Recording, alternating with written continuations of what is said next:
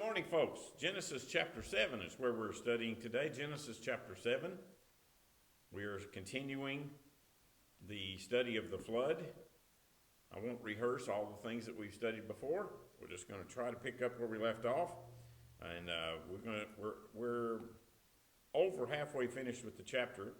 Now, in order to get the context, though, we need to read, starting at verse 11, Genesis 7, verse 11.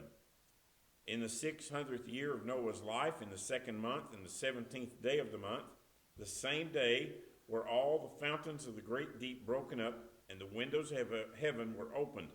And the rain was upon the earth 40 days and 40 nights. In the selfsame day entered Noah, and Shem, and Ham, and Japheth, the sons of Noah, and Noah's wife, and the 3 wives of his sons with them into the ark. They and every beast after his kind, and all the cattle after their kind, and every creeping thing that creepeth upon the earth after his kind, and every fowl after his kind, every bird of every sort.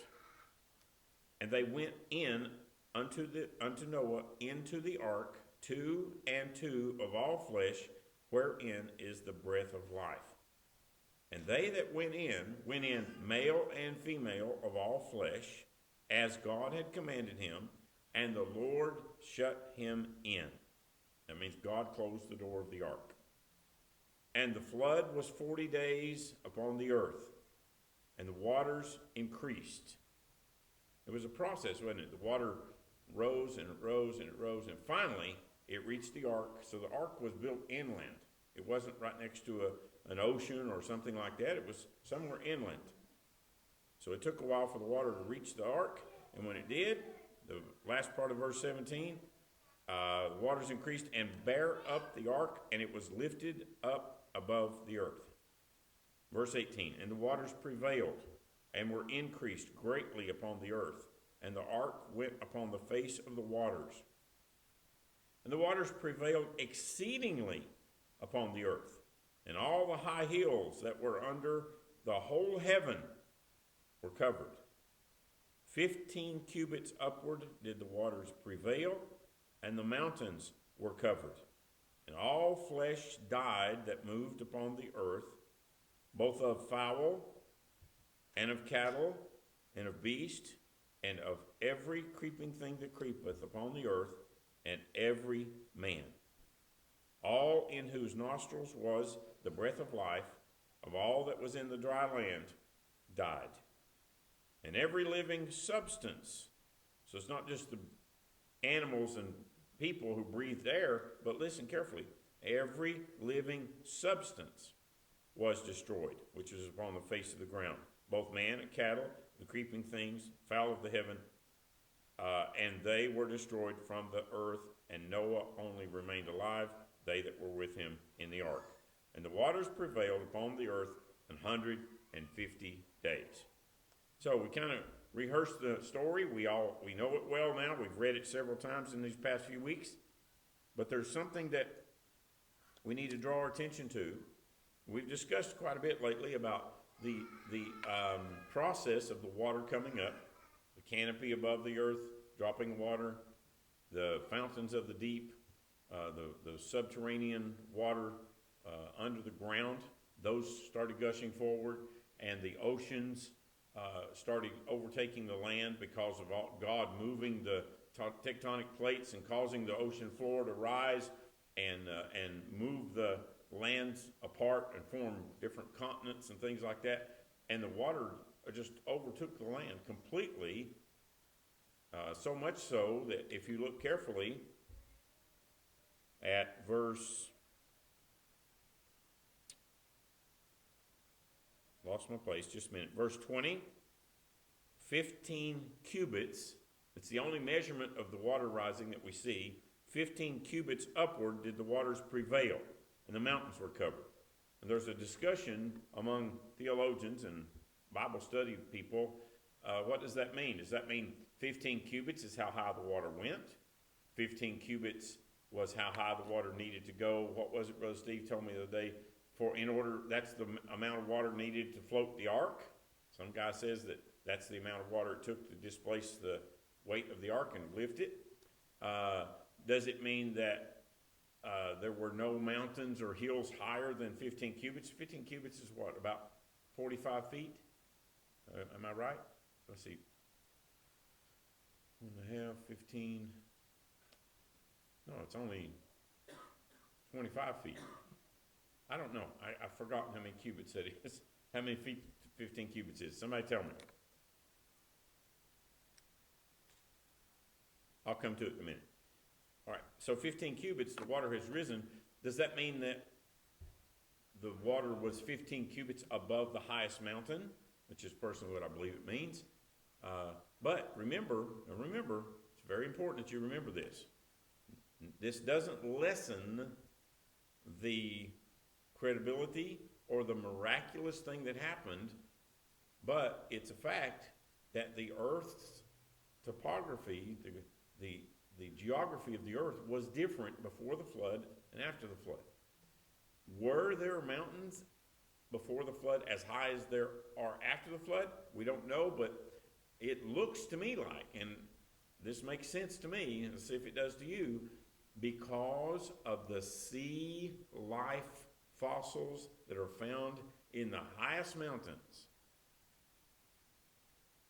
High in mountains are sea life fossils. Fish, sea snakes, squid, shellfish of different types. Those fossils are found in the rocks of high mountains. Does that mean that those mountains were pushed up after the flood? Which is what I believe. All right? And that those animals were trapped in sediment and wash off from volcanic eruptions and the movement of the earth. They were trapped in the layers of soil during the flood, the process of the flood of the earth. And then when God moved everything so that the mountains and the land rose up to let the water run off, because the water had to go somewhere. All right? And then God created the different oceans and seas and lakes and rivers and everything else through the process of pushing these mountains up. That's how those fossils got up high in the mountains. So were the mountains as high before the flood as after? Probably not. Probably not. Those high mountains were, as a matter of fact, even evolutionists, even people who don't believe in the flood, will tell you that the high mountain peaks are younger than the other parts of the land. Even they will admit that. So it means they were pushed up later. Okay? But as creationists, as people who believe in creation, we believe that God, in this process, moved this land, and reshaped the crust of the earth after the flood. So, it's important to notice that. So 15 cubits high, I believe that's the highest part of the land was covered by 15 cubits of water. Okay? How many? Brother Ricky Penner says in my ear that 15 cubits is 22 and a half feet. And that's an approximate, okay, because there is no exact, but that's pretty close. So I knew it was something like that. I don't know where I got 45 feet from. But anyway, so above the highest peak of land, the water covered by 20-something feet. Right? Now, so the ground was completely covered. And God very specifically states that in this description of the flood several times. The high hills were covered. All the high hills were covered. Over and over it's stated how much it was covered. Now, let's see here.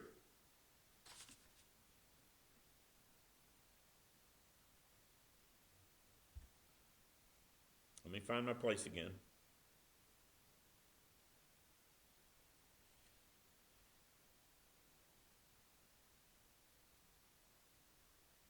Okay. Look at verse 17 again. And the flood was 40 days upon the earth. The waters increased and bare up the ark, and it was lifted up above the earth. Now verse 18. And the waters prevailed. Remember last week I told you to notice how many times it says the waters prevailed. Prevail means to overcome, to have victory over something. It overcame the earth. There's the first time. The waters prevailed and were increased greatly upon the earth. And the ark went upon the face of the waters. Verse 19. And the waters prevailed exceedingly. Okay? Exceedingly upon the earth. And all the high hills, notice all the high hills that were under the whole heaven were covered. When God says something, he means what he says. All right? Verse 20, we've read already. 15 cubits upward did the waters prevail, and the mountains were covered. And so over and over in this text, we see that everything was covered with water. Complete destruction. Complete destruction. Complete how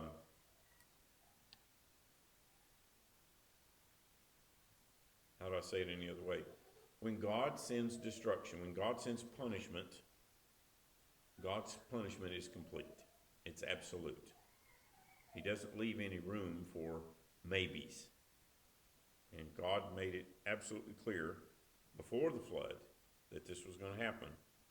So every animal, every bird, every human life was taken who was not inside the ark. Now, let's move to the next part, because I think it's very important. We jump down to verse 24 with me. I want to show you something. And the waters prevailed upon the earth 150 days. 150 days. That means that the waters covered the earth before they began to recede. Right? They prevailed over the earth 150 days. Then the process of the water starting to recede began. So 150 days. Now, that is right at 6 months. Pretty close. Well, 5 months. Somebody with math, do that for me. I should have done it before. 5 months? 5 months. So about 5 months, the water is on the earth before it starts to recede. So we've got 40 days of the water rising. Then we've got 150 days of the water remaining. Then the process starts of the water receding. I want you to notice, go back to verse 11.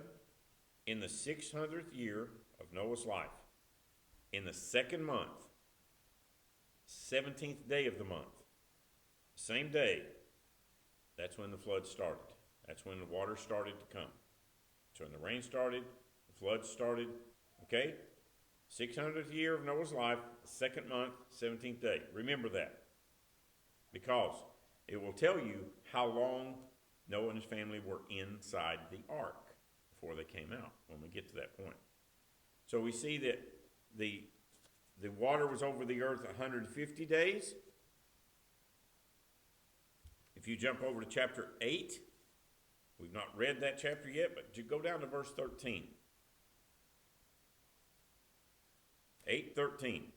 And it came to pass in the 601st year, in the first month, the first day of the month, the waters were dried up from off the earth. And Noah removed the covering of the ark and looked, and behold, the face of the ground was dry. Verse 14. And in the second month, on the 27th day of the month, was the earth dried. Okay? Then God spoke, in verse 16, go forth out of the ark, thou, thy wife, thy sons, etc., etc. So, 600th year of Noah's life, second month, is when they entered the ark and the rain started. They exited the ark over there in verse 14, in the second month, the 27th day of the month. That was 1 year, the 600th year, the 601st year, 1 year they spent in the ark. 1 year. Now, folks, most of us have never been, had to live in a confined area like this with all those animals and with nobody else but your family for that long, for 1 solid year, without being able to at least take a stroll out in the yard, and take some fresh air and get out of it for a minute or something. There wasn't even a deck that they could get out and walk on, to get some fresh air, to get away from all that. No, there wasn't. So they stayed inside the ark 1 solid year with no break.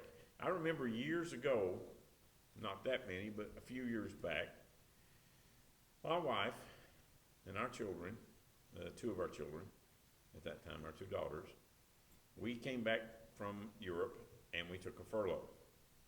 And we decided, well, her husband decided it was a great idea to go buy a motorhome. An old, worn out motorhome. Brother Don, I know you've made a lot of bad decisions in your life, but I guarantee you haven't made as many bad ones as I have. It wasn't a terrible decision, but it wasn't best. It worked for us, but it worked great as long as you're traveling. As long as you're moving, going from one place to another, it's fantastic to have your home on wheels and take it with you. It's great. But if you park it and try to live in it like a house for more than just a few days or weeks, it turns into a prison. And we parked it and decided that thing doesn't do well in the snow. We better leave it for the winter at our church, and we'll live in it, and we'll drive this little car around when we're traveling. And we lived in that thing for probably 6 months. And it got real small in a hurry. There were 4 of us living in that. 4 of us living in that motorhome. It wasn't a new one by any means. It had this little tiny motorhome bathroom with a little tiny toilet, a little tiny shower, and that's it. I mean, that's, you know what I'm talking about. And for all of us to sleep, the table has to be torn down, made a bed, all that stuff. Every night we go through this for 6 months. Whew. I can't imagine being in an ark with all those animals and nobody but your family for 1 solid year. And there is no escape. There is no break from it. No breaks. I'm sure that Noah and his wife and the sons and their wives found some little nook or cranny somewhere back there just to sit down and just hide for a minute just to get some peace and quiet, right? Because can you imagine tending to all those animals constantly, 24 hours a day, 7 days a week, for a year? And you just want to say, I got to have a break. I got to have a break. I can imagine that.